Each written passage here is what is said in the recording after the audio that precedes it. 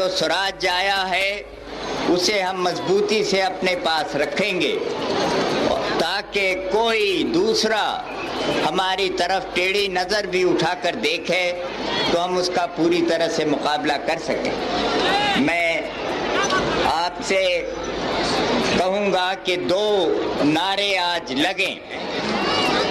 2 नारा अगर आप लगाएं तो वही असली नारा है आज देश की ज़रूरत के मुताबिक। एक तो जय जवान का और दूसरा जय किसान का। ये 2 नारे मैं समझता हूँ कि आज हमारे देश के लिए ज़रूरी है। एक जय जवान और एक जय किसान, और फिर उसी से सारे देश का एक जय हिंद का नारा लगता है। जय जवान, जय किसान, जय हिंद नारा बेहद सरल और सहज लगता है, और उतना ही सरल और सहज जीवन था इस नारे को देने वाले देश के पूर्व प्रधानमंत्री स्वर्गीय लाल बहादुर शास्त्री का। कहा जाता है कि हिंदुस्तान में ऐसे बहुत कम लोग हुए हैं जो समाज में आम आदमी से खास आदमी के पद पर पहुंचे और खास पद पर पहुंचकर के सबसे बड़े पद को प्राप्त किया। उनके कई समझौते और उनके नारों को सभी याद रखते हैं, साथ ही उनके निर्णयों को भी हमेशा याद किया जाता है। चाहे ट्रेन दुर्घटना के बाद रेल मंत्री के पद से इस्तीफा देना हो या फिर 1965 के भारत पाकिस्तान युद्ध में उनका नेतृत्व।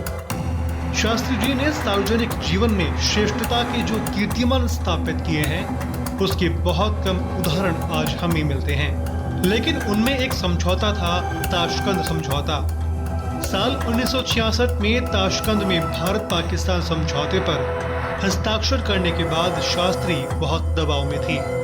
पड़ोसी देश पाकिस्तान को हाजीपीर और ठितवाल वापस देने के चलते उन्हें पूरे देश में आलोचना का सामना करना पड़ रहा था। उस समय के लाल बहादुर शास्त्री के प्रेस सचिव रहे कुलदीप नैयर बताते हैं कि देर रात उन्होंने अपने घर दिल्ली फोन लगाया। जैसे ही फोन उठा उन्होंने कहा, अम्मा को फोन दो। आपको बता दें कि वह अम्मा अपनी पत्नी को कहा करते थे। उनकी बड़ी बेटी फोन पर आई और बोली, अम्मा फोन पर नहीं आएगी। उन्होंने पूछा क्यों? जवाब आया, इसलिए क्योंकि आपने हाजीपीर और ठितवाल पाकिस्तान को दे दिया। वो बहुत नाराज हैं। लाल बहादुर शास्त्री को इससे बहुत धक्का लगा। कहते हैं इसके बाद वो अपने कमरे का चक्कर लगाते रहे। कुछ देर बाद उन्होंने अपने सचिव वेंकटरमन से फोन पर बात कर भारत से आ रही प्रतिक्रियाओं के बारे में जानना चाहा। वेंकटरमन ने उन्हें बताया कि तब तक 2 बयान आए थे, एक अटल बिहारी वाजपेयी और दूसरा कृष्ण मेनन का, और दोनों ने ही उनके इस कदम की आलोचना की थी। कहा जाता है कि इस फैसले के बाद वह काफी दुखी हुए, लेकिन दुख और घटना का जिक्र वह शायद ही किसी से कर पाए हों। फिर कुछ समय बाद वह पंचतत्व में विलीन हो गए। यही भारत का दुर्भाग्य रहा कि ताशकंद समझौते के बाद वह इस छोटे कद के महान पुरुष के नेतृत्व से विहीन हो गए।